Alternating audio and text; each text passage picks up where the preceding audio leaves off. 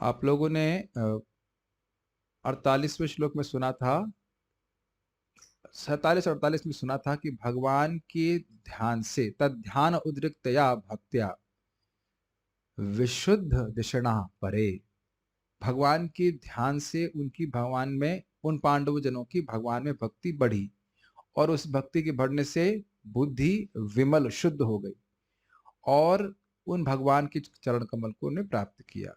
जिसको असद, जो असाधु है, असंत हैं, जो विषयों में लगे हुए, उनके लिए वे प्राप्त करना बहुत कठिन था। और उन्होंने उस ऐसे स्थान को, कैसा स्थान विशेष था? विधूत कलमश स्थान। जो पूरी तरह से निष्पाप व्यक्ति है वही उस स्थान को प्राप्त कर सकता है। तो अब प्रश्न कोई कर सकता है कि विदुर जी का क्या हुआ, और श्रुति फल के बारे में भी बताना होगा। तो विदुर जी का क्या हुआ हम आज सुनेंगे, बहुत ध्यान से सुनना पड़ेगा, ये बड़ी रहस्यमय बात है। Please chant after me. प्रथम स्कंद 15वां अध्याय 49 श्लोक। विदुरोऽपि परित्यज्य विदुरोऽपि परित्यज्य प्रभासे देहमात्मनः प्रभासे देहमात्मनः कृष्णावेशेन तच्चित्तः कृष्णावेशेन तच्चित्तः पितृभिः स्वच्छयं ययौ। पृथ्वी स्वच्छयं ययो। विदुरोऽपि परित्यज्य प्रभासे देहमात्मनः विदुरोऽपि परित्यज्य प्रभासे देहमात्मनः कृष्णावेशेन तच्चित्तः पितृभिः स्वच्छयं ययौ। कृष्णवेशेन तच्चित्तः पृथ्वी स्वक्षयं ययो। विदुरोऽपि परित्यज्य प्रभासे देहमात्मनः विदुरोऽपि परित्यज्य प्रभासे देहमात्मनः कृष्णावेशेन तच्चित्तः पितृभिः स्वच्छयं ययौ। कृष्णवेशेन तच्चित्तः पृथ्वी स्वक्षयं ययो।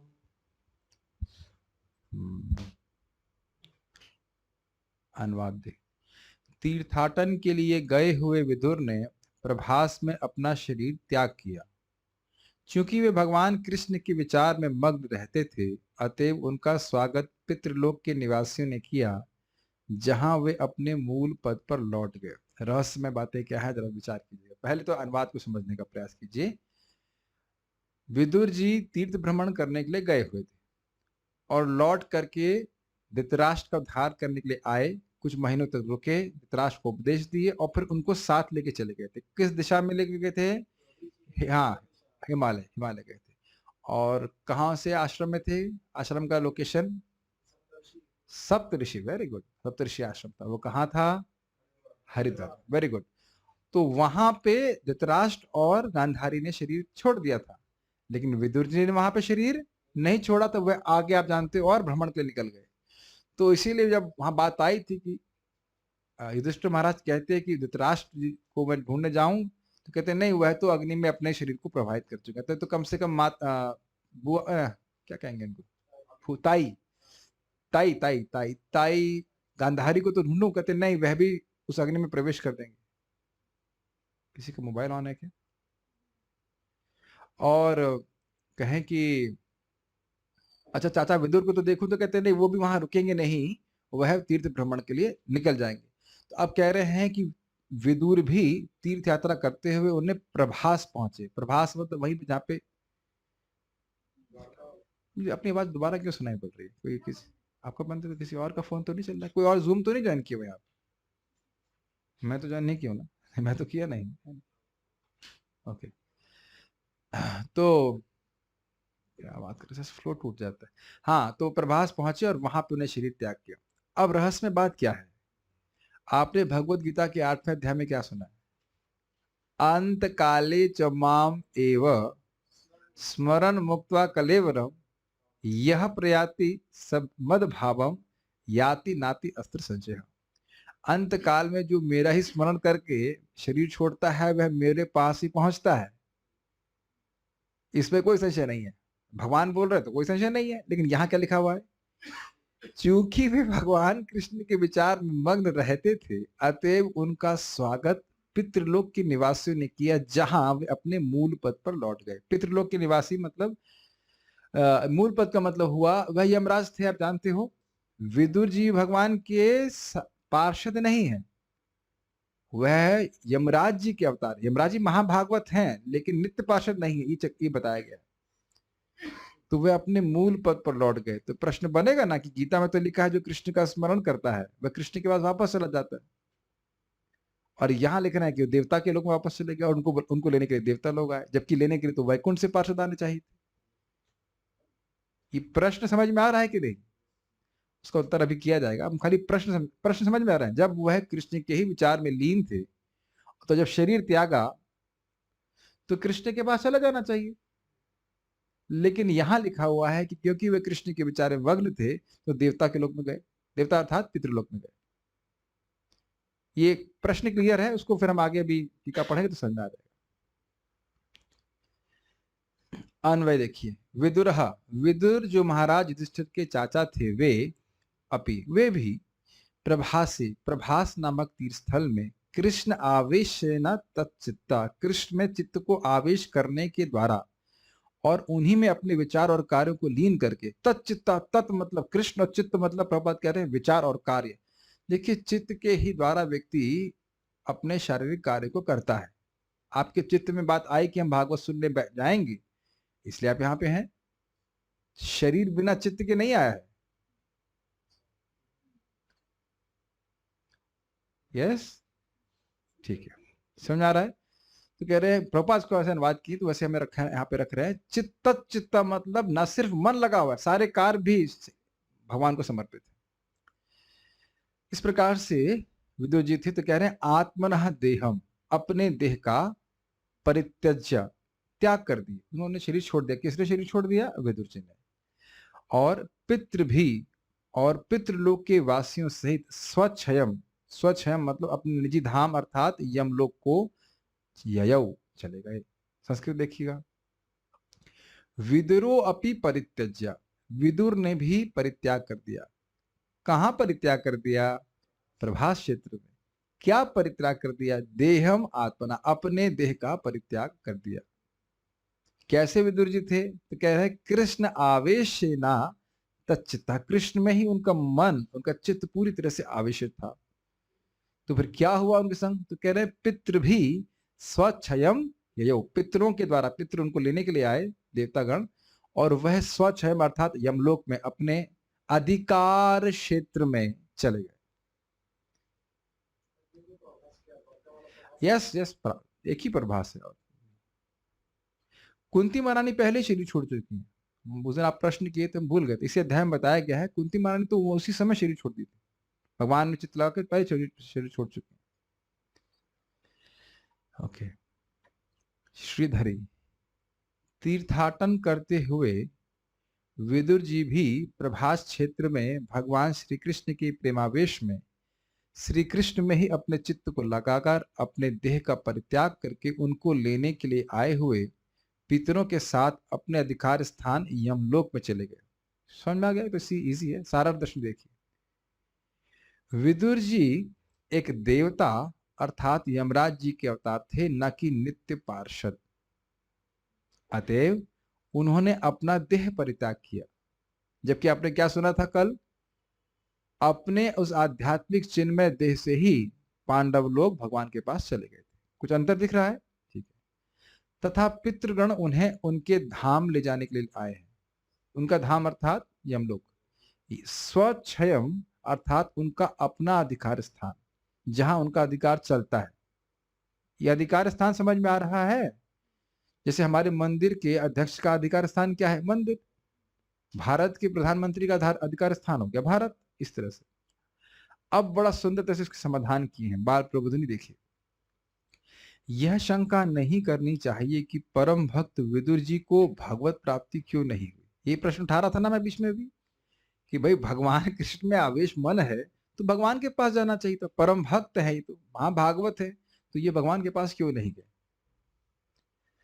अधिकारियों की जब तक अधिकार में स्थिति का नियम होता है तब तक वे उसमें स्थित रहते हैं एवं उसकी समाप्ति के बाद उनको भी भगवान की प्राप्ति हो जाती है। इसलिए इसमें संदेह नहीं करना चाहिए। समझ में आ रहा है बात?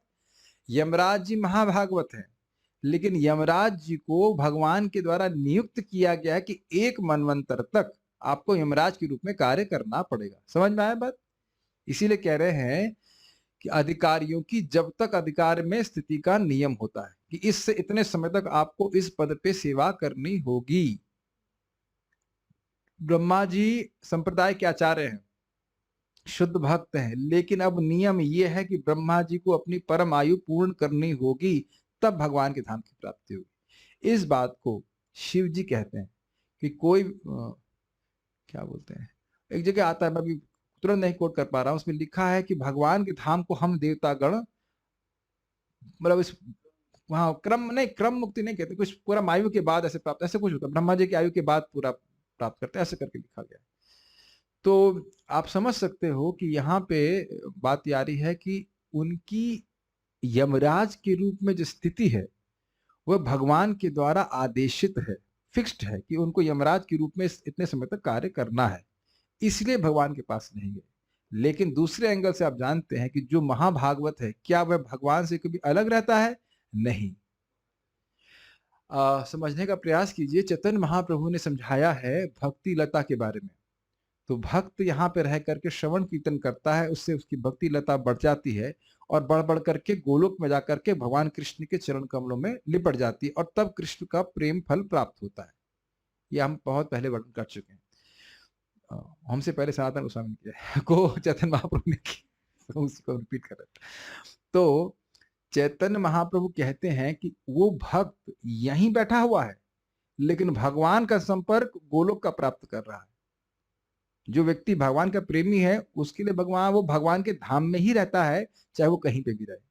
तो यद्यपि वो कह रहे हैं कि भाई हम अपने धाम में रह रहे हैं, अपने धाम में चले गए पितृलोक में, लेकिन यमराज जी पितृलोक में नहीं रह रहे, क्योंकि वो भगवान के प्रेमी हैं, इसलिए वो हमेशा भगवान के संग में ही रहते हैं। कुछ समझ में आ रहा है? फिजिकल स्थिति से कोई फर्क नहीं पड़ता है। जिसको भगवान का प्रेम प्राप्त है, उसको भगवान का अनुभव, भगवान से प्रकट होने वाले सुख का अनुभव हमेशा होता है। कुछ समाधान बैलेंस कर पा रहे हैं बात को? तो इसलिए ये शंका नहीं करनी चाहिए कि कृष्ण का स्मरण करने के बाद भी वह भगवान कृष्ण के पास क्यों नहीं गए। क्लियर हो गया? तात्पर्य, पांडवों तथा विदुर में अंतर इतना ही है कि पांडव भगवान के नित्य संगी हैं, लेकिन विदुर पितृलोक के प्रशासक देवताओं में से एक हैं और यमराज के रूप में जाने जाते हैं। लेकिन ये यमराज कैसे हैं? महाजन हैं, महाभागवत हैं, ये समझना होगा। लोग यमराज से भयभीत रहते हैं क्योंकि वे ही इस जगत के दुष्टों को दंड देते हैं, किंतु जो भगवान के भक्त हैं उन्हें उनसे डरने की कोई बात नहीं है। वे भक्तों के सुहृद मित्र हैं किंतु अभक्तों के लिए साक्षात भय है। थोड़ा याद कीजिए, यमराज जी के शब्द हैं शास्त्र में, मैं समझ रहा हूं हरि भक्ति विलास में भगवान को प्रणाम करने के संबंध में कहा गया है कि जो कृष्ण को प्रणाम करता है, यमराज जी कहते हैं मैं उसको प्रणाम करता हूं। आप देख रहे हैं भगवत धर्म की महिमा कितने उच्च पद पे है। और आप हम लोग पढ़ेंगे भी, आपने सुना तो होगा कम से कम, छठे स्कंद के 3 अध्याय में यमराज जी कहते हैं, अपने स्थान से प्रार्थना करते हैं भगवान से कि हमको क्षमा कर दीजिए कि वैष्णव के गले में हमारे दूतों ने यमपाश बांधा, बहुत बड़ा हमसे अपराध हो गया। हर एक जगह रूप गोस्वामी पदावली में लिखते हैं कि कोई व्यक्ति, अब तो आप विश्वास ही नहीं करेंगे, श्लोक अभी हमारे सामने नहीं, बहुत अच्छा बनाया गया था, मोह महिमा और भूल गया, बहुत सुंदर श्लोक था। उसमें बोल रहा है कि कोई व्यक्ति नाम बोला नहीं है, वो सोच रहा है कि मैं हरि नाम बोलूं, सोच रहा है। तो चित्रगुप्त उसके नाखूनों को, नाखूनों से निकलने वाली आभा, समझ रहे, चरण का जो नाखून होता है ना, किसके नाखून? जो बोलने वाला है, बोला नहीं है, जो बोलने वाला है उसके नाखून को बड़े सादर, बड़े भय से देखते हैं। समझ में इसका मतलब चित्रगुप्त किसके असिस्टेंट है? यमराज जी के। तो जो व्यक्ति नाम उच्चारण कर रहा है उधर उधर उस समय उससे भय भय खाते हैं, कहीं गलती से भी इसको हमने कुछ कर दिया, भगवान हमको खत्म कर देंगे। और यमराज जी बोले हैं अपने दूतों को कि देखो भाई, भक्त कुछ भी गलती करें वो उनकी और भगवान के बीच में, स्यात पातकी, चलो देखिए 6.3 में स्यात पातकी शब्द है कि अगर मान लो भक्तों से कुछ गलती हो जाए, यमदूत पूछे भक्त भी कोई मान लो पाप कर दे तो क्या, तो कहते हैं उलुगायवाद, तुम लोग उसको कुछ नहीं टच करोगे। वो बारंबार भगवान का कीर्तन कर रहे हैं, हरे कृष्णा कृष्णा कृष्णा हरे हरे, हरे राम राम राम हरे हरे। तो वो कीर्तन ही उनको शुद्ध कर देगा, तुम्हारे अधिकार में नहीं है। और स्वयं बोले हैं न वयम न वयः, ना तो भक्त मेरे अधिकार में वयम, और न वयः ना काल के अधिकार में, तो तुम्हारे अधिकार में कैसे होगा। ये सब बातें यमराज जी बोले तो यमराज जी बहुत सम्मान करते हैं भक्तों का, जो भगवान का भक्ति करते हैं, नाम उच्चारण करते हैं। बहुत सुंदर बात है। जैसा कि हम पहले बता चुके हैं, यमराज को मंडूक मुनि ने शाप दिया था कि वे शूद्र बन जाएं, अतः विदुर यमराज के अवतार थे। इस कथा को हम यहाँ नहीं बता रहे, पहले वर्णन हो चुका है। उन्होंने भगवान के सनातन सेवक के रूप में अत्यंत मनोयोग से भक्ति का प्रदर्शन किया और पुण्यात्मा का जीवन बिताया। यहाँ तक कि धृतराष्ट्र जैसे भौतिकतावादी मनुष्य को भी उनके उपदेश से मोक्ष प्राप्त हो सका। अतएव वे भक्ति के पुण्य कर्मों द्वारा भगवान के चरण कमलों का स्मरण सदैव कर सकते थे, और इस तरह उनके शूद्र जन्मा जीवन के सारे कलमश धुल गए थे। अंत में पितृलोक के निवासियों ने उनका स्वागत किया और पुनः पुनः उन्हें अपना मूल पद मिल गया। देवता भी भगवान के पार्षद हैं, किंतु उन्हें भगवान का व्यक्तिगत संग प्राप्त नहीं हो पाता, जबकि भगवान के प्रत्यक्ष पार्षदों को उनका निरंतर संग प्राप्त होता रहता है। भगवान तथा उनके निजी पार्षद निरंतर विभिन्न ब्रह्मांडों में अवतरित होते रहते हैं। भगवान सभी पार्षदों का स्मरण रखते हैं, किंतु भगवान के सूक्ष्म अंश होने के कारण वे उन्हें भूल जाते हैं। अत्यंत सूक्ष्म होने के कारण इस तरह भूलना सहज है। इसकी पुष्टि भगवत गीता 4.5 में हुई है। इसमें क्या प्रभुपाद ने क्या बातें बोल दी है, तो समझने का प्रयास कीजिए। एक तो बात यह है कि यमराज जी को मंडूक मुनि का शाप प्राप्त हुआ था, क्योंकि मंडूक मुनि को बचपन में किए गए अपराध के कारण उन्होंने सूली पे चढ़ा दिया था। तो वो कहा तुम्हें बुद्धि नहीं, तुम शूद्र बन जाओ। तो 100 साल के लिए यमराज जी मंडूक मुनि के शाप से शूद्र बने थे, और इसीलिए विदुर जी के रूप में आए थे। अब एक विचारणीय बात यह है कि विदुर जी के उपदेश से धृतराष्ट्र को मोक्ष मिल गया, तो इन्हें क्यों नहीं मिला। तो आप समझ गए उत्तर। वो भगवान की आज्ञा के अनुसार चलने वाले देवता हैं, उनमें कोई भौतिक लालसा नहीं है। यमराज जी भोगी नहीं है, मिश्रित भक्त नहीं है। सारे देवता मिश्रित भक्त नहीं होते। देवता भगवान के शरण में रहते हैं, लेकिन कुछ भोग इच्छा भी रहती है, इसीलिए प्राय लोग ऐसे लोग देवता बन जाते हैं। लेकिन यमराज जी भोग की इच्छा से पूरी तरह निवृत्त हैं। 12 महाजनों में उनका नाम आता है, वो शुद्ध भक्त है। समझ पा रहे बात। तो इसीलिए प्रभुपाद कह रहे हैं कि वह भी भगवान के पार्षद हैं, लेकिन भगवान के नित्य परिकरों में। और इन पार्षदों में क्या अंतर है। यमराज जी हमेशा भगवान का दर्शन नहीं कर पाते, लेकिन अर्जुन और भीष्म जैसे हम सुन रहे हैं, वह हमेशा भगवान की quote and quote drama party में हमेशा रहते हैं। जहां भगवान जाते हैं वो उस लीला में संलग्न रहते हैं। ये बात यहाँ पे बताई जा रही है, और ये समझना होगा कि भगवान की आज्ञा से यमराज जी यहाँ पे सेवा कर रहे हैं। हाँ वही ना बात है। जब जब उनका समय समाप्ति हो जाएगा तो भगवान के पास चले जाएंगे। ये हम अभी तो मैं तुरंत कोट नहीं कर सकता, श्रीमद् भागवत में वर्णन है ना। जहां तक मैं स्मरण कर रहा हूँ, लघु भागवत में तो पढ़ाऊं कि जो देवता लोग हैं वो एक मनवंतर तक रहते हैं, फिर उसके बाद वो नीचे नहीं गिरते हैं, फिर वो ऊपर चले जाते हैं, फिर ऊपर करते करते ब्रह्मलोक, और उसके बाद फिर भगवान के पास चले जाते हैं। ये हिसाब किताब। हाँ माइक दीजिए। हाँ तो अच्छा रहेगा।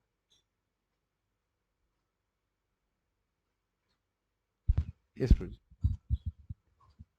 प्रभु जी, जब विदुर बनकर यमराज जी पृथ्वीलोक पर रहे 100 वर्षों तक, तो उनकी ड्यूटियां फिर किसने की वहां पर? अच्छा प्रश्न है। आर्यमा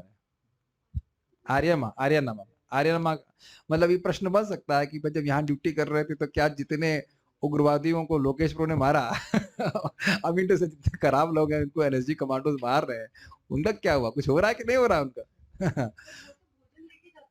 तो आर्यमा जो है, अरे हम पढ़ चुके हैं कि नहीं पढ़ चुके। आर्यमा उस समय यमराज के रूप में वो कार्य कर रहे थे। ठीक है, ये हम लोग पहले पढ़ चुके हैं। इससे एक शिक्षा जरूर लेनी चाहिए, ये नहीं सोचना चाहिए कि मैं सेवा नहीं करूंगा तो सेवा नहीं करवाएंगे होगी। भगवान किसी ना किसी को एम्पावर करके सेवा जरूर करा लेंगे। हम सेवा इसलिए कर रहे हैं ताकि हम शुद्ध हो जाएं। हम प्रचार नहीं करेंगे तो इसका मतलब तो मत सोचिएगा कि महाप्रभु का प्रचार होगा नहीं। ऐसा होगा जैसे मान लीजिए गंगा जी में खड़ा हो और ऐसे हाथ चला रहा है, कह रहा है गंगा जी के प्रभाव को मैं बढ़ा रहा हूं। मेरा उदाहरण समझ पा रहे हैं मैं क्या कह रहा हूं? गंगा जी तो अपने आप ही बह रही हैं, आपके हाथ चलाने से नहीं बहेगा। हाँ, अगर हम प्रचार करेंगे, हाँ इसको समझ लीजिए। प्रभुपाद जी बात आ रही, मैं बोल रहा हूँ। प्रभुपाद जी पर क्लास दे रहे थे और पहले इंग्लिश में बोलता। So we must think that we must understand that this Krishna consciousness movement is spreading by only by the mercy of Sriman Chaitanya Mahaprabhu, and everybody. And then when Prabhupada opened his eyes and he saw everyone was sleeping, and then again he closed his eyes and said, "It's very much true."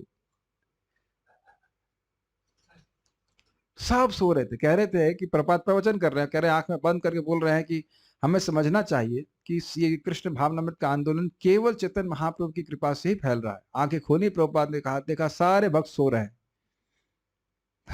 सत्य बात है, सब लोग सो रहे हैं फिर भी प्रचार हो रहा है। ये महाप्रभु की इच्छा से। क्या श्लोक हम लोग गाते हैं? वंदेनंताद्भुत ऐश्वर्यम श्री चैतन्य महाप्रभुम नीचोपि यत् प्रसादास्यान् भक्ति शास्त्र प्रवर्तकः। महाप्रभु की वंदना है, अद्भुत अनंत उनका ऐश्वर्य है कि नीच व्यक्ति भी भक्ति शास्त्र का प्रवर्तन करने वाला हो सकता है। चलिए, हम बात खाली ये कर रहे थे कि सेवा भगवान करा ही देते हैं। तो आप लोग समझ गए कि क्यों नहीं गए, क्योंकि उनकी सेवा बाकी थी, तो वो सेवा करके ही फिर भगवान के पास चले गए। क्लियर? तो विदुर जी कहाँ गए? पितृलोक में गए। ठीक। हाँ, एक और बात और यहाँ पे कह रहे हैं कि भगवान के पार्षद जब भगवान के संग आते हैं तो वह प्रकृति के गुणों के अंतर्गत नहीं आते, लेकिन वो भूल जाते हैं कि वो भगवान के पार्षद हैं। और इसीलिए वो श्लोक प्रभुपाद पे कोट कर रहे हैं, बहुनी में व्यतीतानि जन्मानि तव चार्जुना तान्यहं वेद सर्वाणि न त्वं वेत्थ परन्तप। अर्जुन को भगवान कृष्ण ने कहा कि मैंने इस गीता के ज्ञान को मैंने सूर्यदेव को दिया। तो मैंने कहा ऐसे कैसे हो गया, आप तो मेरे समवयस्क हो। तो कहते नहीं, बहुनी में व्यतीतानि जन्मानि तव चार्जुना, तुम्हारे और मेरे अर्जुन बहुत सारे जन्म हो चुके हैं। तान्यहं वेद सर्वाणि, मैं उन सबको जानता हूं। न तुम वेद परंतपा, यद्यपि तुम शत्रुओं को तपाने वाले हो लेकिन तुम इसको नहीं जानते। तो यहाँ पे प्रभुपाद बहुत अच्छा बात कह रहे हैं कि उस तात्पर्य में कहते हैं जीव अर्जुन के समान चाहे कितना भी महान हो जाए लेकिन हर जन्म को स्मरण नहीं कर सकता, लेकिन कृष्ण स्मरण रखते हैं, केवल अर्जुन का ही नहीं, आप सबका। और उनको पता है कि आप भागवत सुन रहे हो, आपको पता है ये बात। मुझे गौरांग प्रभु की बात भूले नहीं भूलती है। Krishna is eager to see us do something right. क्या बात बोली है। कृष्ण का अत्यंत आग्रह है यह देखने के लिए कि हम कुछ तो सही कर दें, कुछ तो भक्ति कर दें जिसका बहाना लेके कृष्ण हमें अपने पास वापस ले आए। और हम लोग कितना बड़ा भाग्य है कि हम लोग रोज वो बात बोल रहे हैं जो कृष्ण को बहुत पिंच करती है। हरे कृष्णा कृष्णा कृष्णा हरे हरे, हरे राम राम राम हरे हरे। आज एक भक्त थोड़ा सा हमसे काउंसलिंग ले रहे थे, दुखी थे। तो हुआ कुछ नहीं था, उनकी दादी ने उनको पिंचिंग बात बोल दी बस, और उसी में सोचे जा रहे हैं। तो मैं उनको उस वक्त तो उनको कुछ नहीं बोला, लेकिन मन में मेरे आ रहा था, देखिए एक शब्द बोल दिया और आपका मन कितना लग रहा है उसमें जिसने बोला है। ये होता है कि नहीं होता है? एक दो शब्द बोल देता है, उधर ही मन जाता रहता है। तो जो व्यक्ति हरे कृष्णा कृष्णा कृष्णा हरे हरे, हरे राम राम राम हरे हरे, तो उसका मन चाहे कहीं पे भी हो, लेकिन भगवान का मन आप उसके ऊपर है। ये बात हमेशा हर दिन आपको याद रखना चाहिए। और इस पे देखिए, उनकी दादी अचेतन थी, in the sense she is not conscious कि कितना बुरा लग रहा है उसको। उसी प्रकार से हम लोग अनकॉन्शियस है कि कृष्ण को कितना अच्छा लग रहा है जब हरे कृष्ण मंत्र आपको। समझ पा रहे हैं मेरी बात? शब्द का बड़ा प्रभाव होता है, बड़े उत्साह से करना चाहिए। और अमेजिंग बात, मैं कल अपने गुरु महाराज के कोटेशन मिला, what is that quotation? Amazing quotation. इस संबंध में बहुत सुंदर quotation. It is the service that purifies us, not the taste we feel. We are not concerned about our tastes, but Krishna's taste. That higher taste is the spirit of selfless service. क्या बात बोली महाराज ने।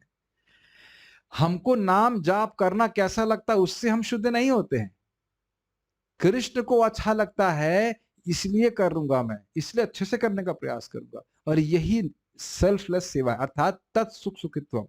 कृष्ण सुखी हो जाए, हमें कैसा लग रहा है उसका मतलब नहीं। इसी के द्वारा हम वाकई सुखी हो सकते हैं। बहुत अच्छी बात। ये बात समझने वाली है। व्यक्ति को इस प्रकार से भजन करना चाहिए। तो हम खाली बात कर रहे थे कि भक्त लोग भूल जाते हैं, और भगवान कभी नहीं भूलते कि आपने उनके लिए क्या किया है, प्रणाम किया है। प्रणत पाल भवाब्धि भूतम। कोई एक बार वहां आचार्य ने लिखा है, न तू परिचर्या अपेक्षकम, सेवा करेगा यह भी अपेक्षा नहीं करते, केवल प्रणाम करने मात्र से कृष्ण अपना मानते हैं। कब तक के लिए मानते हैं? हमेशा हमेशा के लिए। और यहाँ जीवन भर मर जाइए सेवा करते हुए, और क्या बोलते हैं, तुमने हमारे लिए क्या किया है? क्यों, है कि नहीं? तो ये स्थिति बहुत अच्छा है मटेरियल वर्ल्ड। खूब जूते पड़ते मुंह पे। कृष्ण कितने सुंदर है। मेरा वो श्लोक बहुत अच्छा लगता है। ध्येयम सदा परिभवग्नम अभीष्ट दोहम तीर्थास्पदम शिव विरिंचिनुतम शरण्यम भृत्यार्तिहम प्रणत पाल भवाब्धिपोतम वंदे महापुरुष ते चरणारविंदम। संडे को दिन क्या है आज? वेडनेसडे। संडे को एक श्लोक लेते हैं। बहुत सुंदर श्लोक, बहुत सुंदर श्लोक। महाराज से बोल रहे थे, कोई है ऐसा व्यक्ति कि एक बार प्रणाम कर दे, कहते ठीक है आपका हम पालन जिंदगी भर करेंगे?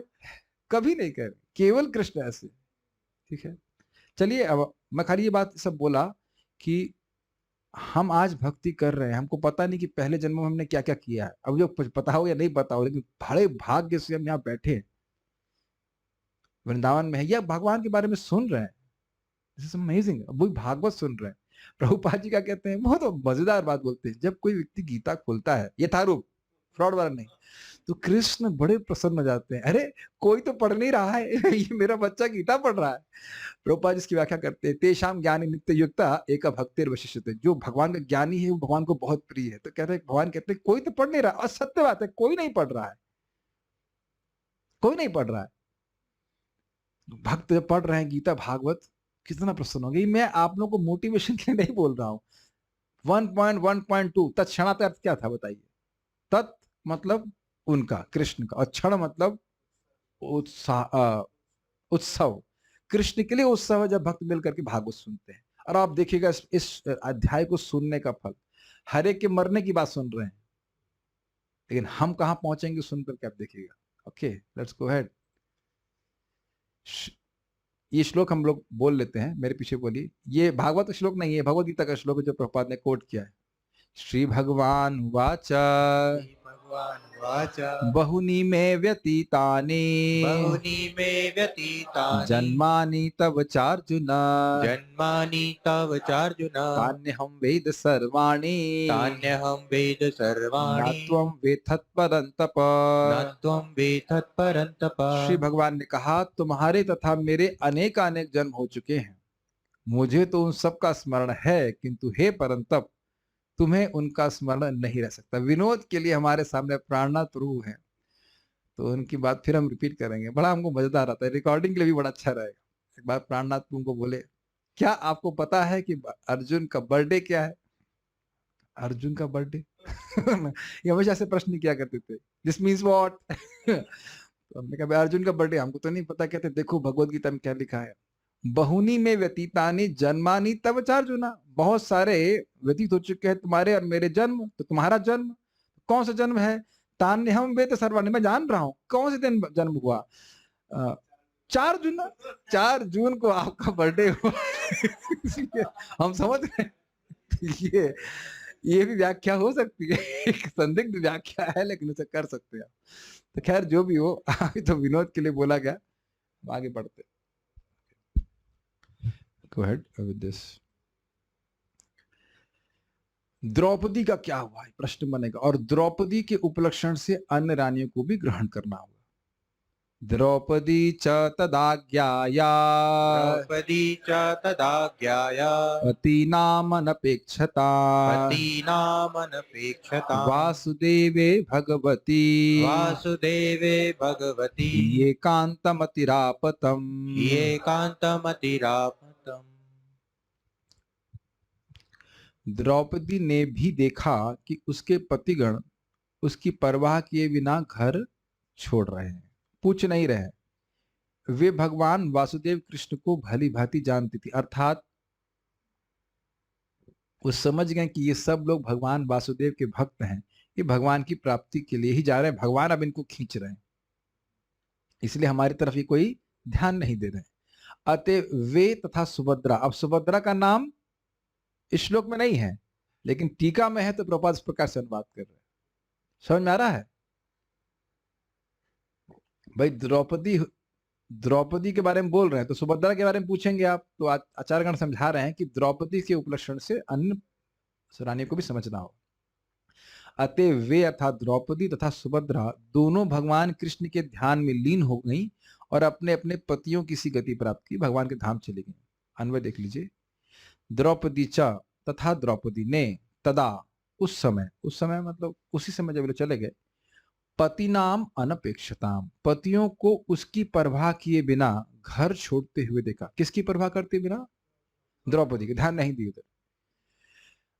आज्ञाया, इसलिए भगवान कृष्ण को भली भांति जानते हुए, द्रौपदी भगवान को जानती थी, भगवती वासुदेवे, भगवान श्री कृष्ण में एकांत मति ही प्रसक्त चित्त होते हुए, अर्थात आसक्त चित्त होते हुए, उनकी मति भगवान में लगी हुई थी, तब ही आप उन्होंने श्री कृष्ण को ठीक उसी तरह प्राप्त किया।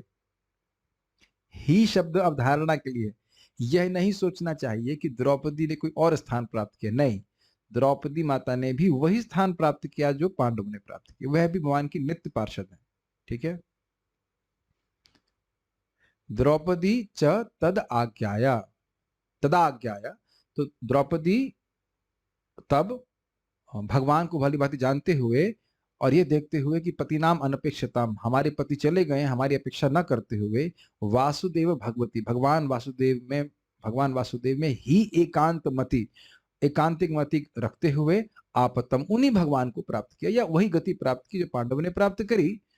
और बड़ा स्पष्ट अर्थ, भगवान के पास चली गई।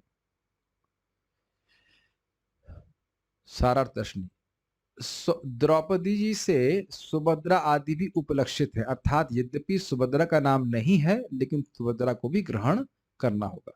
क्योंकि ऐसा यहाँ वर्णन नहीं है कि उन्होंने अपना देह त्याग किया, अतः उसी देह में उन्होंने भगवत प्राप्ति की, क्योंकि वह नित्य पार्षद थी। इसीलिए यहाँ ही शब्द है। ही शब्द के द्वारा यह निश्चित किया जा रहा है कि जो गति उनके पतियों को प्राप्त हुई, वही गति उनको भी प्राप्त हुई। और उनके पति कहाँ गए थे? उसी शरीर से भगवान के धाम वापस चले गए। उसी प्रकार से द्रौपदी और सुभद्रा भी चली गई। सुभद्रा तो आप जानते ही हैं कि भगवान की अंतरंग शक्ति की प्रकट है। तात्पर्य बहुत सुंदर तात्पर्य प्रभुपाद जी का है, बहुत अच्छा है। हवाई जहाज उड़ाते समय कोई किसी दूसरे जहाजों को संभाल नहीं ले सकता। एक हवाई जहाज दूसरे हवाई जहाज को संभाल नहीं सकता है। हर एक को अपने खुद के जहाज की संभाल लेनी होती है, और यदि कोई संकट आ पड़े तो उस अवस्था में कोई अन्य जहाज दूसरे की सहायता नहीं कर सकता। इसी प्रकार जीवन के अंत में जब हर एक को अपने घर, भाई दबे पता होना चाहिए, अपना घर, भगवत धाम वापस जाना होता है, तो उसे दूसरे के ऊपर निर्भर न रहकर स्वयं अपनी संभाल लेनी होती। आज भी मैं, जो माता जी लोग आए थे सुबह प्रवचन में, तो मैं उनसे एक प्रश्न किया था कि सुबह 4 से 7 में मान लीजिए आप सो रहे हो, तो किसकी पत्नी हो? क्या उत्तर है? किसी की नहीं।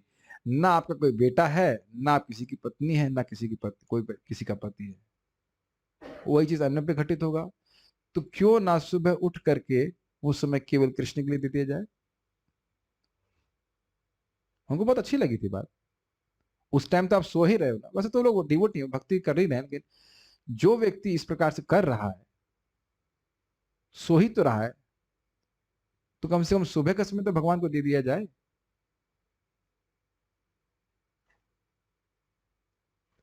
Is it not? और उसके बदले में भगवान अपना धाम देने के लिए उत्सुक है। मैं खाली इसलिए बोल रहा था कि हो सकता है कि लड़का ना सुने, हो सकता है पति ना सुने, हो सकता है पत्नी ना सुने, लेकिन हमें भगवान की प्राप्ति करनी है, मेरा नित्य संबंध भगवान से है, ये बात हमें याद रखनी चाहिए। Does that make sense? ये नहीं सोचना चाहिए कि वो नहीं कर रहा है, वो कितना कर रहा है, वो कैसे भजन कर रहा है। मुझे अपना भजन इंप्रूव करना है, भगवान की प्राप्ति करनी, ये मुझे समझना चाहिए। This is very profound. I have to go back to Godhead, no matter if the whole world does not go back also, or doesn't want to go back to God. People may have many priorities and we respect their choices. I want to go back. और this is the training which we are giving.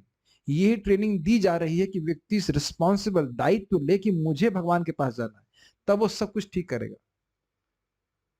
तो वो जब अच्छे से करने का प्रयास करेगा, भागवत सुनने का प्रयास करेगा, नियमों का पालन खुद करेगा, क्योंकि चीटिंग तो हम अपने से ही कर सकते हैं, किसी और को तो नहीं कर सकते। तो श्रवण का मुख्य प्रयोजन यही है कि हम दृढ़ हो जाएं, हमें भगवान के पास वापस आना है। We have to be serious about that. और सीरियस होंगे तो चले भी जाएंगे, ऐसे कोई कठिनाई तो है नहीं। हाँ, उड़ने के पूर्व जमीन पर सहायता की जाती है।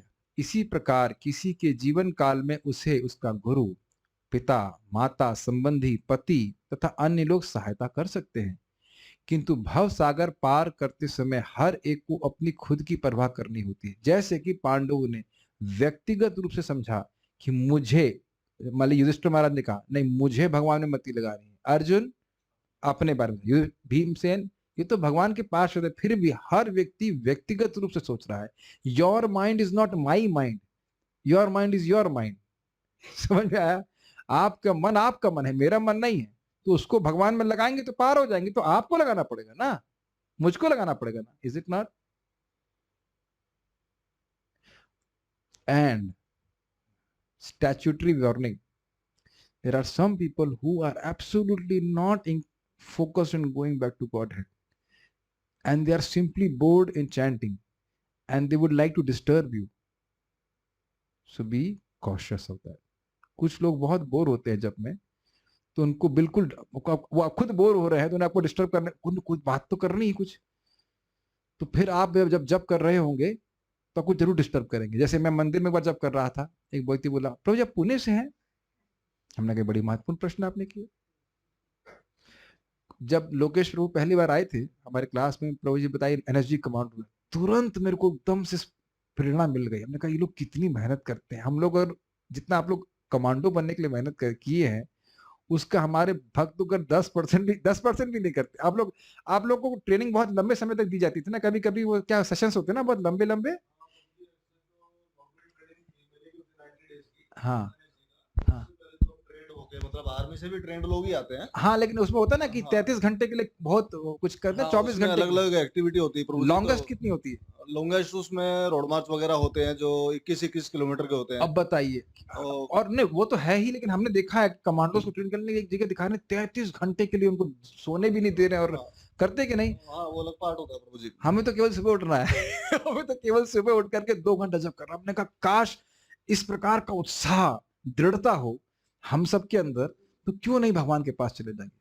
आप तो जब कर ही रहे होंगे, उतना कठिन तो नहीं है ना? नहीं प्रभु जी, बिल्कुल आनंद आ रहा है समझ रहा है? जितना कमांडो बनने मेहनत करनी पड़ी उससे तो बहुत कम मेहनत है ना, बहुत कुछ भी नहीं है एक्चुअली देखा जाए, कुछ मेहनत नहीं है।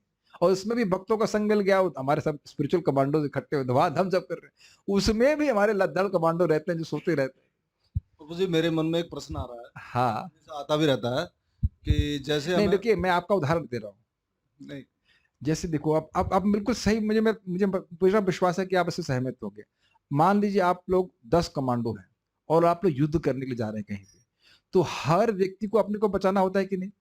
हाँ प्रभु जी, Simple. सबको स्वयं की पहले रक्षा करनी। Is it not? अपनी रक्षा तो करना है ना। तो उसी प्रकार से प्रभुपाद जी के शब्द है, highest compassion is to deliver oneself. तो अपना साधना भजन बहुत स्ट्रांग रहना चाहिए। जो प्रभुपाद बोले कम से कम उतना तो करना ही चाहिए, 16 माला बढ़िया से करने का प्रयास करना, ताकि आपका एश्योरेंस हो जाए कि आप भगवान के पास चले जाए। एक बहुत सुंदर बात सुनिए, मैं इंग्लिश में बोलूंगा, पहले जो महाराज ने बोली थी। भक्ति बृहद भागवत महाराज बोल रहे थे कि to those whom you are preaching, they might be attached to you, but you be attached to the holy name, so that you, when you go back to Godhead, they have a very great source, they have a very high connection in the spiritual world। समझ में आया कुछ? क्या amazing बात है। आप जिनको भी प्रचार कर रहे हो वो आपसे आसक्त हो सकते हैं, आपको बहुत प्रेम कर सकते हैं, और बहुत बिना किए वो भक्त बनेंगे भी नहीं। लेकिन आपको भगवान के नाम में आश्रित होना है, भगवान के नाम का आश्रय लेना, उसमें आसक्त होना है। आप भगवान के पास जाओगे, आपका स्मरण करके, आपसे आसक्त होकर के उनको एक कनेक्शन प्राप्त होगा आध्यात्मिक जगत में। ऐसे व्यक्ति को जानते हैं आध्यात्मिक जगत में जिसे वो जो उनसे प्रेम करता है। It's amazing, is it not? खुद और सोचे, अगर हर इस्कॉन का डिवोटी इस प्रकार से दायित्व ले ले कि मुझे शुद्ध भक्त बनना है, कितना स्ट्रांग हमारी सोसाइटी हो जाएगी, है कि नहीं? कितना अमेजिंग बात है ना। हर भक्त इस प्रकार से सोचे। और प्रभुपाद से पूछा गया कि हम शुद्ध भक्त कैसे बन सकते हैं? एक शब्द, क्या शब्द? डिजायर, तुम्हारी इच्छा होनी चाहिए। तो ये सब बात है। तो हम खाली बात यहाँ पे क्या कर रहे थे कि जो भी सहायता की जा रही वो अभी की जा रही है, और हमको उसको अभी ग्रहण करना है। ये नहीं है कि एकदम से कुछ मृत्यु के समय हो जाएगा। फिर हमारे एमएनएसजी कमांडो का एग्जाम्पल लें। फॉर एग्जाम्पल, कोई व्यक्ति इस ट्रेनिंग प्रोग्राम में गया, आप लोग ऐसा तो हो ही नहीं सकता, पहले बाहर कर देंगे उसको, और वो सोचे कि मैं ट्रेनिंग में फ्रॉड मचा दूं और जब उग्रवादी आएगा तो गोली चला लूंगा। हो पाएगा? बताइए, क्यों लोकेश? नहीं हो पाएगा। नहीं हो सकता ऐसा कि आप कोई पूरा फ्रॉड मचाता रहे। आप लोग क्या तो कह रहे अलाउड ही नहीं, उसे पहले बाहर कर देंगे। लेकिन कोई कहे मैं पूरा टाइम फ्रॉड मचाता रहूंगा, किसी को पैसे खिला के कमांडो बन जाऊंगा, ये कर लूंगा, लेकिन असली टेस्ट जब कोई उग्रवादी आएगा तो उसकी हालत खराब हो जाएगी, कुछ नहीं कर पाएगा। समझ रहे हैं मेरी बात? तो हमको मृत्यु का टेस्ट क्रॉस करना है। और आप जानते हो उत्तर बहुत इजी है, सही उत्तर कृष्ण का स्मरण करना। तो जब इस समय सुख दुख लाभ हानि शोक मोह जो कुछ भी है वो सहते हुए जब इस समय भजन नहीं होगा किसी का, तो मृत्यु के समय कैसे करोगे बताओ? Doesn't make sense? तो जीवन में हर दिन परीक्षा आती है, कभी कुछ कठिनाई होगी, परेशानी होगी, गर्मी होगी, सर्दी होगी, वो सबको सहते हुए व्यक्ति भगवान की भक्ति करेगा, निश्चित भगवान की प्राप्ति करेगा। बट हमारा इच्छा होनी चाहिए। बहुत अच्छा प्रभुपाद उदाहरण दे रहे हैं, मैं इसको पूरा करूंगा फिर आपकी बात। किंतु भव सागर पार करते समय हर एक को अपनी खुद की परवाह करनी होती है और पहले से प्राप्त उपदेशों का उपयोग करना होता है। यदि आपको याद हो, अर्जुन क्या स्मरण कर रहे थे? भगवत गीता का उपदेश का स्मरण कर रहे थे। और मैं कल भी ये बात बोल रहा था, मैं आज सुबह ये बात बोल रहा था कि देखिए, हम लोग जो हिस्ट्री ज्योग्राफी पढ़े हैं वो हमें काम नहीं आती रोज, लेकिन भगवत गीता जो पढ़ता है उसका हर दिन आपको श्लोक अप्लाई करना है। कभी कभी श्लोक भी याद नहीं होगा, लेकिन अपने जीवन में अप्लाई कर रहे होंगे आप। मान लीजिए कोई भोग का वस्तु आती है तो आप उसको नहीं देख रहे, तो गीता की बात अप्लाई कर रहे हैं कि नहीं कर रहे? प्रतिदिन हमारे लिए काम करने वाला श्लोक है। कुछ पूछ रहे थे या कुछ बोल रहे थे आप? हाँ प्रभु जी, मेरा प्रश्न ये था कि जो वेद पुराण हमारे को ऋषि मुनियों ने, हमारे पूर्वजों ने, हमारे गुरुओं ने पढ़ाया समझाया, वो उनसे ऐसी कौन सी ऐसी चूक हो गई जो भारी जो आक्रमण करता थे हमारे देश के ऊपर इतना अधिकार जमा पाए, हमारे सब कुछ अच्छा मंदिर वगैरह सब देखिए, कुछ प्रभुपाद जी कर बहुत पाए। सिंपल बात कहते हैं। प्रभुपाद जी कहते हैं कि प्रताप रुद्र भगवान श्री कृष्ण के महान भक्त थे। आप नहीं जानते होंगे, उड़ीसा में भक्त थे। वो कभी किसी से नहीं हारे, कभी नहीं हारे किसी से। और यानी कि मूल बात है, जो व्यक्ति भगवान का भक्त है उसके अंदर सारे सद्गुण आ जाएंगे। तो आप देख सकते हैं कि जो भी हार हुई है भारत की, वो इसी वजह से कि वो भगवान धर्म को छोड़ दिए। नहीं तो अभी आप सुनते रहिएगा, देखिएगा कि परीक्षित महाराज इतने शक्तिशाली थे कि वो कलयुग को ही दमन कर दिए थे। पूरा कलयुग ही दबा दिया उन्होंने, कलयुग उठ ही नहीं पाया था। तो जो भगवान के शरणागत है उसके पास तेज रहता है, उसके पास शक्ति रहती है। भगवान से च्युत हो गया तो फिर क्या कर सकते हैं? हम आगे पढ़ते हैं। द्रौपदी के 5 पति थे, किंतु किसी ने नहीं कहा कि चलो। द्रौपदी को अपने महान पतियों की प्रतीक्षा के बिना अपनी परवाह स्वयं करनी थी, और चूंकि वे पहले से प्रशिक्षित थीं, अतएव उन्होंने तुरंत पूर्ण पुरुषोत्तम भगवान वासुदेव कृष्ण का ध्यान किया। बहुत सुंदर बात बोल रहे हैं। प्राय लोग सोचते हैं कि हमारा लिए कोई मसीहा आएगा जो हमको पवित्र करेगा या हमको लेके वापस जाएगा। इस पे समझना चाहिए, श्रील प्रभुपाद जी और भगवान शिक्षा दे रहे हैं एक वैद्य की तरह। वैद्य पर्ची लिख के दे देता है और आप पर्ची देख देख के दवा खाते हो। तनिष प्रभु गलत तो नहीं बोल रहा हूं कि वो आकर के दिखाएगा आपसे, तुम वही पर्ची में दिखाइए खाओ। अगर मैं ठीक होना चाहता हूं तो यही वैद्य की कृपा है, कि सदवैद्य की कृपा है कि आपकी नाड़ी देख करके बता दिया कि भाई ये मेडिसिन खाओ, फिर खुद खाते हो ठीक हो जाते। ये वैद्य की कृपा है कि नहीं? यह वैद्य की कृपा ये कि मुंह खोल करके डाले उसमें मेडिसिन।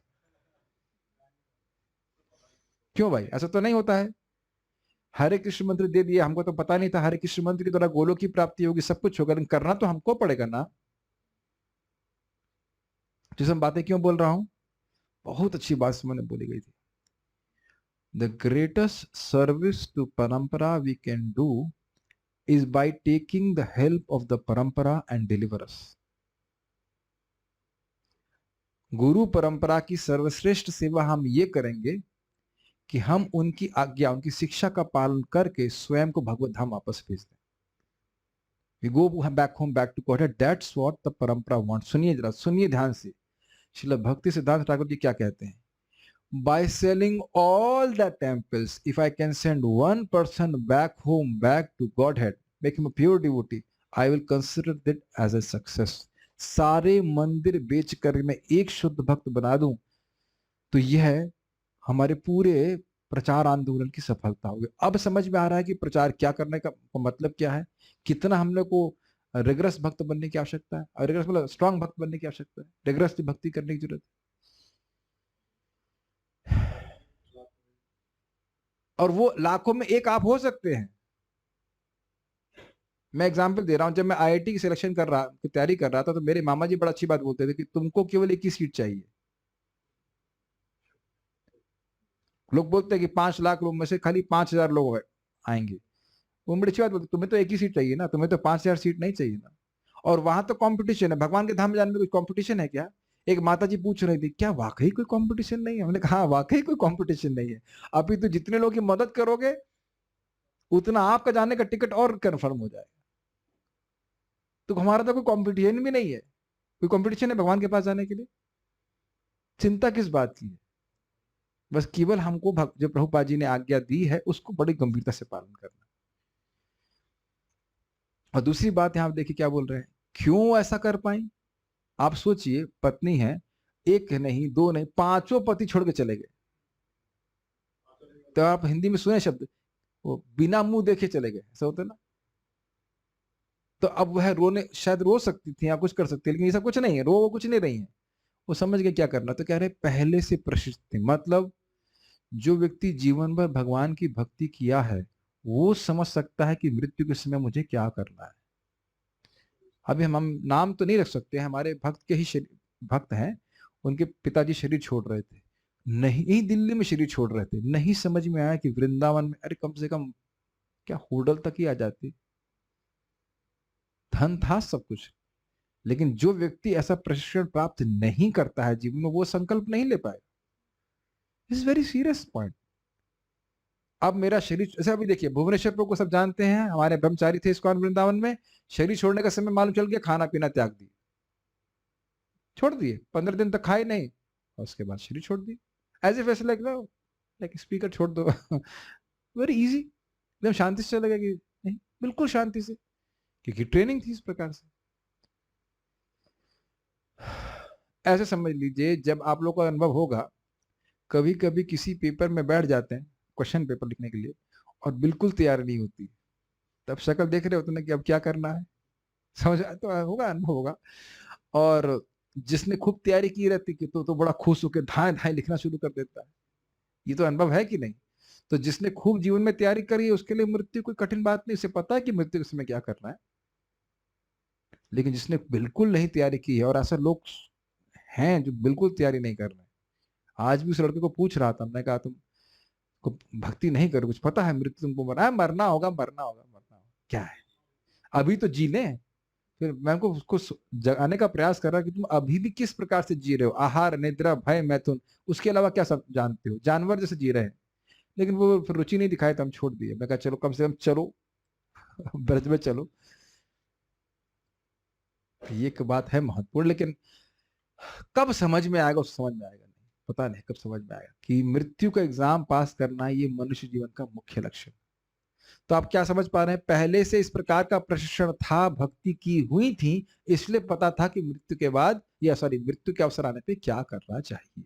ठीक है, तो इसलिए प्रशिक्षण हमको दिया जा रहा है ताकि हम लोग अपने मृत्यु के एग्जाम को पार कर सकें। बड़ा अच्छी बात यहाँ पे याद आ रही है कि जब भगवान श्री राम को लेने के लिए विश्वामित्र जी आते हैं, इज इट नॉट? तो दशरथ जी पूछते हैं, जहां तक मुझे स्मरण आ रहा है, कि जन्म मृत्यु से विजय प्राप्त करने का आपका प्रयास कैसे चल रहा है। हम लोग क्या पूछते हैं, हाय हाउ आर यू, है कि नहीं?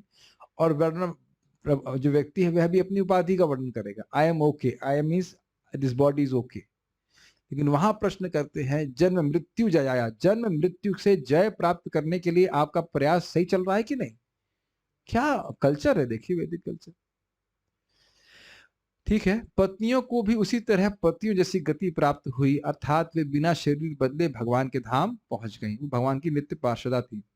श्रील विश्वनाथ चक्रवर्ती ठाकुर का मत है कि द्रौपदी तथा सुभद्रा दोनों को एक सा ही फल मिला, यद्यपि यहाँ पर उनका नाम उल्लेखित नहीं है। किसका नाम?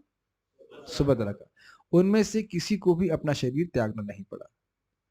अब आप कहेंगे भाई ये सब लोग तो चले गए, हम कहाँ जाएंगे? हमको क्या वापस अपने घर ही जाना होगा? नो माय डियर डिवोटीज, आप भी भगवान के पास जाएंगे। अरे इतनी बड़ी बात कह रहे हो? तो भाई आप लोग मुझे परेशान क्यों कर रहे हैं? क्या इस श्लोक को बोलने में कठिनाई थी जो आपने उधर भेज दिया है, कंपनी सेक्रेटरी? चलो ठीक है। तो अब जो कोई व्यक्ति जैसा, ध्यान से सुनिए, कान खोल ली, सबके कान खोले हैं कि नहीं? जो भागवत में वर्णन है, जिन कंक्लूजन्स के साथ, जिस अंडरस्टैंडिंग, जिस समझावट के संग भागवत प्रस्तुत कर रही है, जो उसको इस प्रकार सुनता है वह उस गति को प्राप्त करेगा जो पांडवों को प्राप्त हुई। कुछ और मन में रखेगा कि पांडव स्वर्ग चले गए, यहां चले गए, तो फिर नहीं होगा।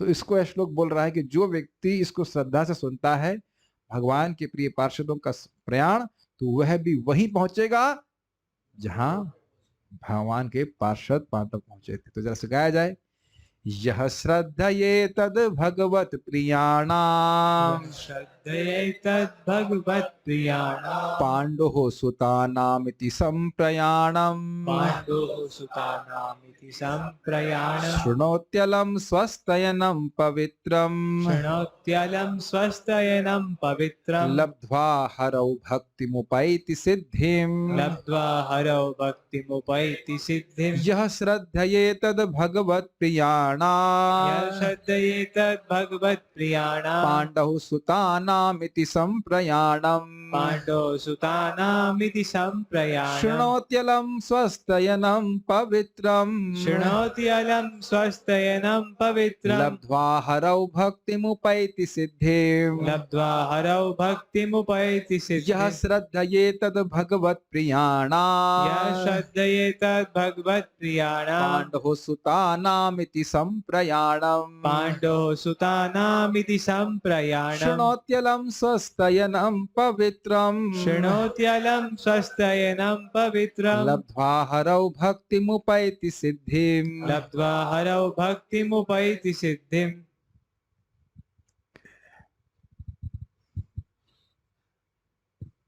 अनुवाद रखा ही नहीं किया मैं, कहाँ गया? आगे पीछे हो गया। पांडु पुत्रों द्वारा जीवन के परम लक्ष्य भगवत धाम के लिए प्रस्थान का यह विषय अत्यंत शुभ तथा परम पवित्र है। अतएव जो भी इस कथा को भक्ति भाव पूर्वक सुनता है वह जीवन की परम सिद्धि भगवत भक्ति को निश्चय ही प्राप्त करता है। तो आप कहेंगे भगवत भक्ति प्राप्त करेंगे, भगवान के पास के जाएंगे, भक्ति प्राप्त करके कहाँ पहुंचेंगे आप? ठीक है, अभी देखिए अन्वय, यह मतलब जो कोई, अब यह कई बार आचार्य ने समझाए, इसमें उपाधि की अपेक्षा नहीं है। बच्चा हो, बूढ़ा हो, स्त्री हो, पुरुष हो, शूद्र हो, ब्राह्मण हो, चांडाल हो, कोई भी, यह मतलब कोई भी। भागवत सबके लिए है। भगवत प्रियाणाम, भगवान के अत्यंत प्रिय जनों का। कौन प्रियजन? पांडु सुतानाम, पांडु के पुत्रों का। एतत, यह जो अभी वर्णन हुआ, क्या? अलम स्वस्तयनम, अलम मतलब अतिशय, अत्यधिक, और स्वस्त्यनम मतलब मंगलमय, सौभाग्यवर्धक, पवित्रम एवं पवित्र, इति संप्रयाणम, इस प्रकार के चरम लक्ष्य के लिए प्रस्थान। इति मतलब इस प्रकार, जैसा यहाँ श्रीमद् भागवत में वर्णन हुआ इस प्रकार। कोई और लोग अलग प्रकार से वर्णन करेंगे तो नहीं, जैसा श्रीमद् भागवत वर्णन कर रही है, भागवत परम परम प्रमाण है, वो जो बोल रही उसको इस प्रकार से सुनता है। कैसे? श्रद्धया शुणोति, श्रद्धा पूर्वक सुनता है। श्रद्धा का अर्थ है कि बहुत अच्छी वस्तु है, ये हमारे लिए परम कल्याणमय है, इसको हम जरूर करेंगे। इसको श्रद्धा का अर्थ यार रुचिपूर्वक सुनता है कि हमारे लिए बहुत योजना बना बना के बहुत महत्वपूर्ण है, सुनता है। सह, वह व्यक्ति, हरऊ, भगवान की भक्ति यानी भक्ति को लब्ध्वा प्राप्त करके, सिद्धेम उपैति, सिद्धि को प्राप्त करता है। ठीक है, संस्कृत देख लीजिए। यह श्रद्धा एतद, एतद इसको, इस कथा को, जो श्रद्धा से भगवत प्रियाणाम पांडव सुतानाम, भगवान के प्रिय पांडु के पुत्रों के संप्रयाण को, इस संप्रयाण को इस प्रकार से, इति इस प्रकार से, जैसा वर्णन सूत गोस्वामी जी के, इस प्रकार से सुनता है, इस प्रकार से श्रृणोति सुनता है। तो कैसी कथा है, कैसा श्रवण है, श्रवणीय विषय है? तो कहते हैं अलम स्वस्थयनम, अतिशय मंगलकारी, सौभाग्यवर्धक है, पवित्र अर्थात पाप को नाश करने वाला है। तो हरऊ भक्तिम लब्ध्वा, भगवान हरि की भक्ति को प्राप्त करके, उपैत सिद्धिम, सिद्धि को प्राप्त करता है। इसका वर्णन भी आगे आएगा। सारार्थ दर्शनी, इति संप्रयाणम अर्थात यहाँ वर्णित प्रस्थान और प्रकारांतर से अन्य नहीं, मतलब जो वर्णन यहाँ पे है बस उसको समझे, इधर उधर जो और दूसरे वर्जन्स हैं उसको नहीं। नहीं भाई पांडव तो ये हो गए थे, पांडव में से इसको उनका कुछ पाप रह गया तो गिर गए थे, सुनिए ना इस प्रकार कथा, अर्जुन इधर गिर गए, भीमसेन उधर गिर गए, ये जो इस प्रकार से सुन रहे हैं, ये सुनिए ना कथा। कुत्ता साथ में था, कुत्ता चला गया, यहाँ लिखा है कुत्ता चला गया, कहीं कुत्ते का वर्णन है। तो इसीलिए कह रहे हैं कि अन्य अन्य वर्जन हो सकते हैं, कुत्ते वाला वर्जन और ये वाला वर्जन, वो नहीं।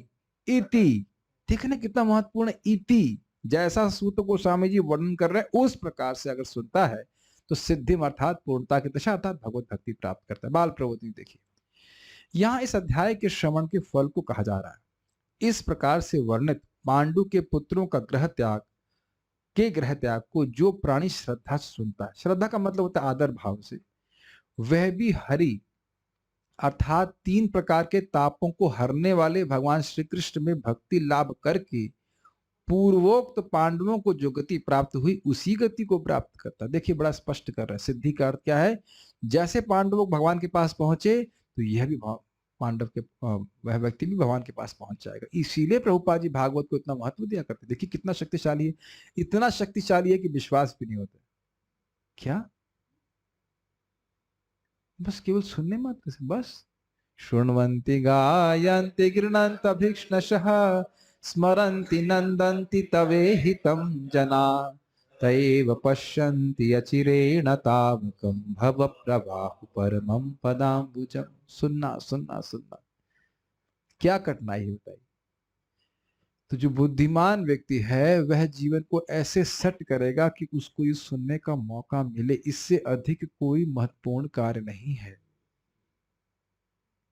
और ये हमारा ऐसा नहीं कि मैं अपना ओपिनियन दे रहा हूं, सबके सामने स्पष्ट लिखा है। तो हरि शब्द की व्याख्या समझ रहे हैं? क्लेश नाशिना हरि, तो 3 प्रकार के क्लेश भगवान जो कृष्ण हर लेते हैं, ऐसे हरि, ऐसे भगवान कृष्ण में जो पांडवों की गति प्राप्त हुई वह उस व्यक्ति को प्राप्त होगी। और जब प्राप्त हो जाएगी तब आप कहेंगे अरे तो सही बात थी, अभी लग रहा है ना कि मुझको प्राप्त होगी। मी अगर प्राप्त नहीं होनी होती तो आप यहां होते ही नहीं, समझ लीजिए। संपर्क में नहीं आते भागवत के, वो भी प्रभुपाद जी के द्वारा अनुवादित, आते ही नहीं। अवधारणा के लिए बोल रहा हूं, और ऐसे लोग हैं जो नहीं आते। संपर्क पूरा जीवन बीत जाएगा, भागवत के संपर्क में नहीं आएंगे। किस प्रकार इसके श्रवण से ऐसा फल प्राप्त हो सकता है? बहुत ज्यादा बोल दे रहे हैं आप, ऐसा कैसे हो सकता है? तो कहते हैं अलम स्वस्थयनम, अरे इसमें संदेह मत करो, अर्थात अतिशय शुभ लाने वाला है, ये मंगलमय प्रसंग है, और पवित्रम अर्थात पाप का नाश करने वाला है। अब देखिए कितना हमारा दुर्भाग्य ही कह लीजिए कि दुनिया में हम कितनी बातें करते हैं, कहीं लिखा है कि जो आपने 1 घंटा बात करी इससे भगवान के धाम की प्राप्ति हो जाएगी। क्या हम स्वयं बोल सकते हैं? क्यों भाई, सुबह से बोल ही रहे ना, ये तो नहीं कह सकते कि जो बातें बोल रहे हैं वो भगवान के धाम की प्राप्ति कर रहे हैं। 2-4 ये बोल सकते हैं कि जो बातें कर रहे हैं वो 20-25 हजार 50 हजार लाने वाली है, बस, है कि नहीं? उससे अधिक तो कुछ नहीं हो सकता, करोड़ों लेके आ जाएगी, लेकिन भगवान के धाम की प्राप्ति तो नहीं कराने वाली है। तो ये तो भक्तों का संग ही है कि हम लोग रोज आकर के भगवान के बारे में सुन सकते हैं और भगवान के धाम जाने की योग्यता प्राप्त कर सकते हैं। लगता बड़ा अचिंत्य है, लेकिन ऐसा है नहीं। इसको चक्रवर्ती पाद कहते हैं, कुछ समझना चाहिए कि हम समझ नहीं सकते हैं, लेकिन भगवान ने अपने तेज को भागवत में रखा हुआ है। भगवान ने अपने तेज को भागवत में रखा हुआ है। 1.1.2 में कहते हैं कि भागवत का ऐश्वर्य ये है कि भगवान को खींच लेती है हृदय में। अब वो कैसे होता है हमको नहीं पता, भगवान ने ऐसा व्यवस्था करके रखी। भगवान स्वयं ही भागवत की रचना की है, तो क्या आश्चर्य है। और पवित्र का अर्थ है पाप का नाश करने वाला। समझ में आया 2 अर्थ, अलम स्वस्थयनम, अलम पवित्रम, अतिशय शुभ लाने वाला और अतिशय पवित्र करने वाली कथा है, अविद्या का नाश करने वाली है। उसके अब ऐसा क्यों हो गया, तो कह रहे हैं उसके हेतु कह रहे हैं भगवत प्रियाणाम, क्योंकि यह भगवान के भक्तों का संप्रयाण है। अभी समझिए, जगत में हम देखते हैं नानी लोग अपनी नातिनों की बातें बहुत करती हैं, बेटी की लड़की की बात बहुत होती है, उसने ऐसा कर दिया, उसने ऐसा कर दिया, तो यानी जिससे प्रेम होता है उसकी छोटी छोटी बात भी बहुत अच्छी लगती है। तो भगवान की कथा तो है ही, और भगवान के भक्तों की कथा भी उसी प्रकार से शुद्ध करने वाली है जैसे भगवान की कथा, इसमें कोई संदेह नहीं करना चाहिए। अनुवाद, पांडु पुत्रों द्वारा जीवन के परम लक्ष्य भगवत धाम के लिए प्रस्थान का यह विषय अत्यंत शुभ तथा परम पवित्र है। अलम स्वस्थयनम, अलम पवित्रम, अतएव जो भी इस कथा को भक्ति भाव, एक और बात, अलम को पर्याप्ति के अर्थ में ले लीजिए कि जीव को जो स्वस्ति, जो पवित्र, जो शुभ चाहिए वो देने में समर्थ है। ऐसा नहीं कि भागवत पढ़ने के बाद कुछ हम करें, भाई कुछ कमी रह गई है मंगलमयता लाने में, तुम कुछ और करें। या पवित्र की दृष्टि से भागवत के अलावा और कुछ है जो हमको पवित्र करे। ऑब्वियसली भगवान का नाम और भागवत में कोई अंतर नहीं है, यानी भगवान का यश पर्याप्त है हमको शुद्ध करने के लिए, हमें और किसी चीज की आवश्यकता नहीं है।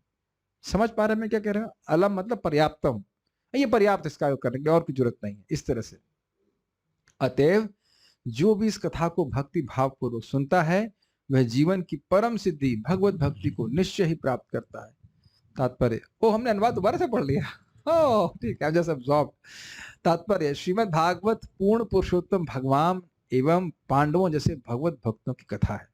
भगवान और उनके भक्तों की कथा अपने आप में पूर्ण है। अतएव भक्ति भाव से इसे सुनना भगवान तथा उनके नित्य संगियों से सानिध्य प्राप्त करने जैसा है। You are associating with the Pandavas simply by hearing about them. उनकी बात सुन रहे हैं। बहुत अच्छी बात महाराज जी बोल रहे थे कि जब हम भागवत सुन रहे हैं तो हम महान लोगों से सुन रहे हैं। Think about it. When we're hearing Bhagavatam, we're hearing from exalted Paramhans, pure devotees, from Arjun, from Maharani, from Mata Kunti, Mother Kunti, from Yudhishthira Maharaj, ऐसे करके थोड़ा श्रद्धा रखिए। जिनके शब्दों को जीव गोस्वामी भक्ति संदर्भ में बोलते हैं, जिनकी कृति को आप पढ़ते हो उनका संग प्राप्त करते हो, भाई ये तो अत्यंत कृपा है।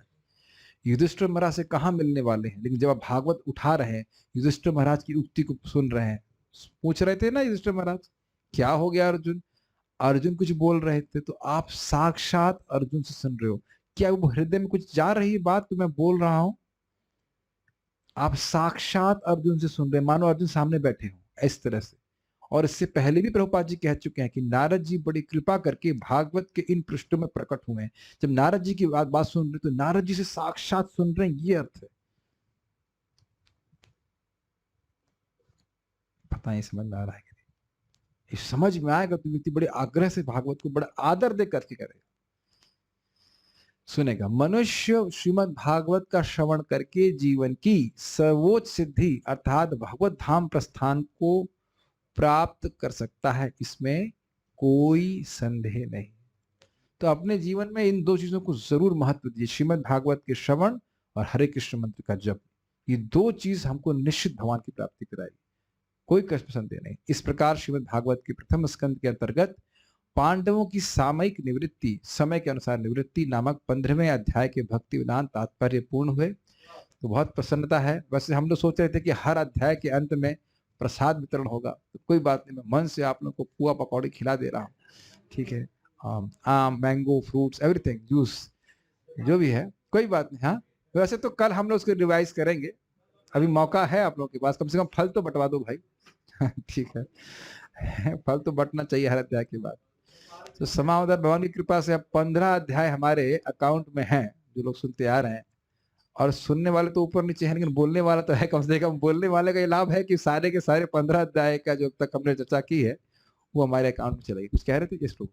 जब भगवान भगवत धाम प्रयाण कर रहे थे तो उस समय उन्होंने उद्धव को कहा कि आप विदुर को कहना कि मैंने तुम्हें याद किया है। हाँ, यस। क्या कोई विशेष कारण है क्यों बहुत सारे भक्तों के बीच में विदुर को ही क्यों याद किया गया?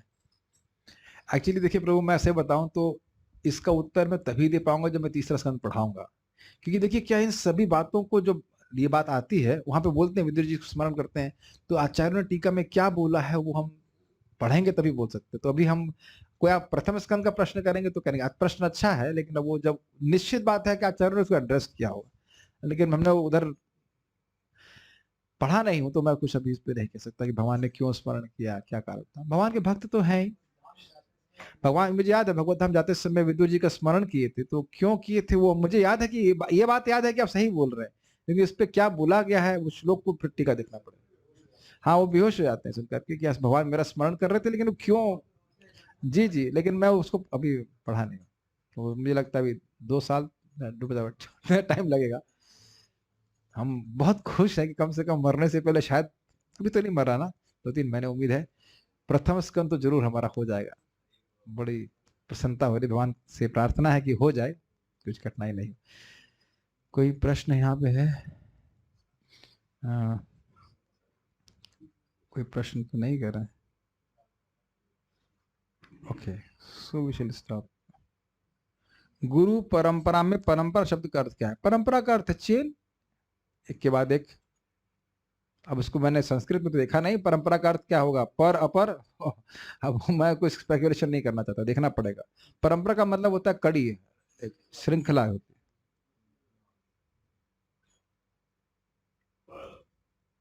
ठीक है, सो